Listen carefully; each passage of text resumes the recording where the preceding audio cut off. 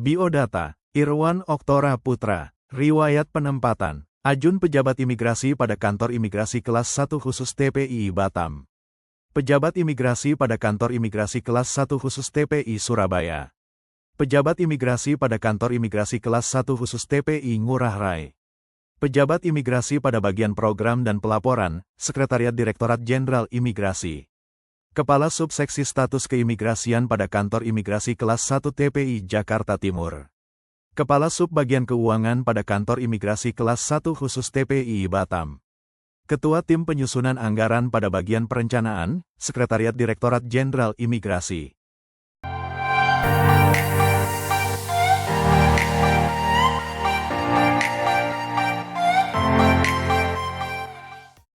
Penyusunan RKA tahun anggaran 2026 menjadi langkah awal penerapan Renstra Ditjen Imigrasi dan dilakukan dengan pendekatan tematik, holistik, integratif, serta spasial. Meskipun telah ada pendampingan dan kebijakan, proses penyusunan RKA masih menghadapi berbagai hambatan di tingkat pusat, wilayah, dan perwakilan luar negeri. Untuk mengatasinya, Ditjen Imigrasi mengembangkan pedoman penyusunan RKA sebagai standar bagi seluruh satuan kerja. Pedoman ini bertujuan meningkatkan ketepatan penyampaian anggaran, menyediakan metode perhitungan anggaran yang baku, memperkuat pemahaman pelaksana perencanaan, serta meningkatkan kualitas dokumen perencanaan dan anggaran, termasuk nilai IKPA. Dengan adanya pedoman tersebut, perencanaan tahun 2026 diharapkan menjadi lebih konsisten, terukur, dan akuntabel.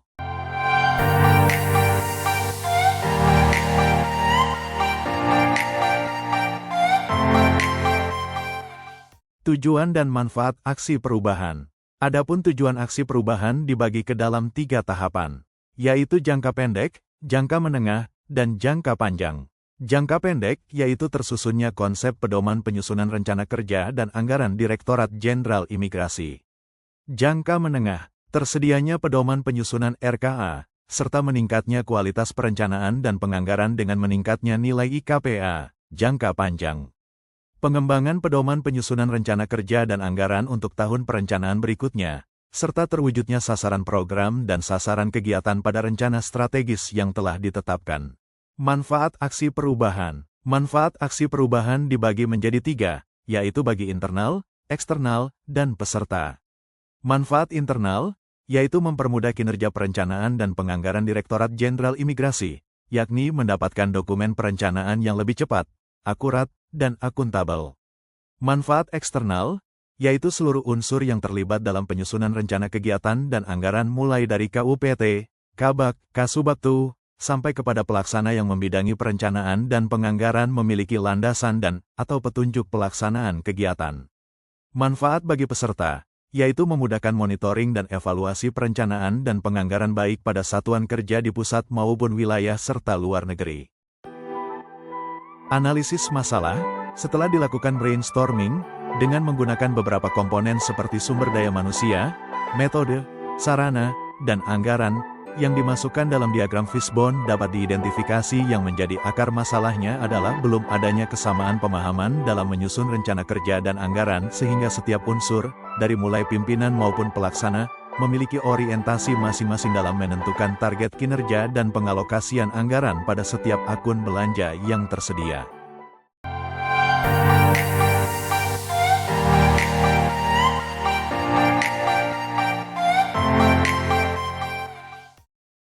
Dengan adanya pedoman penyusunan rencana kerja dan anggaran, akan membawa dampak yang signifikan. Di antaranya, akan meningkatkan responsivitas dalam pemenuhan usulan anggaran dan data dukungnya. Kemudian dengan adanya rumusan baku, akan meminimalisir ketimpangan. Organisasi akan cenderung lebih adaptif, serta meningkatkan perolehan nilai kinerja dan anggaran di satuan kerja masing-masing. Dalam hal implementasi aksi perubahan, tengah disusun konsep pedoman, serta dilaksanakannya kegiatan sosialisasi dan diseminasi kepada seluruh satuan kerja di lingkungan Direktorat Jenderal Imigrasi.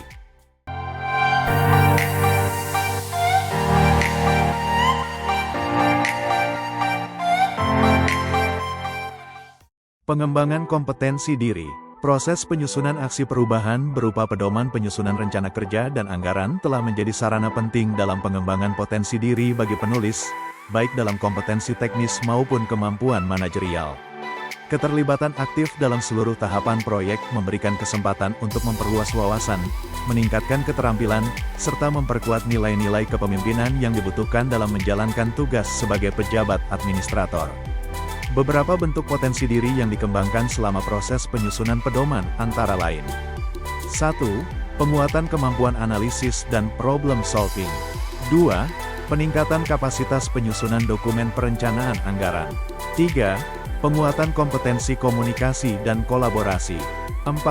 Peningkatan kemampuan manajemen waktu dan pengorganisasian. 5. Penguatan sikap kepemimpinan dan adaptabilitas.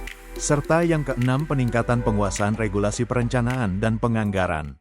Beberapa capaian dalam aksi perubahan ini, yaitu diperolehnya persetujuan aksi perubahan atas asas kebermanfaatan. Kemudian tengah dalam tahap penandatanganan konsep pedoman. Telah terlaksananya kegiatan kunjungan ke UPT, serta terlaksananya konsinyering pembahasan dan sosialisasi pedoman.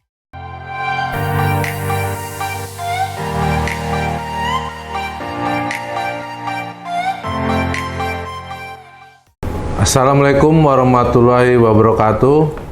Om Swastiastu, salam sejahtera untuk kita semua. Kantor Imigrasi Kelas 1 Khusus TPI Ngurah Rai. Saya Galih Priya Kartika Perdana, Kepala Kantor Imigrasi Kelas 1 Khusus TPI Soekarno-Hatta. Saya Ari Widodo, Kepala Kantor Imigrasi Kelas 1 Khusus TPI Semarang. Menyambut baik dan mendukung penuh Aksi perubahan yang berjudul Pedoman Penyusunan Rencana Kerja dan Anggaran pada Direktorat Jenderal Imigrasi. Pedoman ini merupakan langkah strategis untuk menghadirkan perencanaan yang lebih terstruktur, akuntabel, serta selaras dengan arah kebijakan organisasi. Disusun melalui pendekatan yang terukur dan partisipasif, mulai dari identifikasi kebutuhan, analisis kesenjangan, hingga penetapan standar dan format yang seragam. Pedoman ini dapat menjadi acuan yang jelas dan komprehensif bagi seluruh unit kerja di lingkungan Direktorat Jenderal Imigrasi dalam menyusun rencana kerja dan anggaran yang efektif, efisien, serta berorientasi pada hasil, sesuai dengan arah rencana strategis ataupun Renstra yang telah ditetapkan.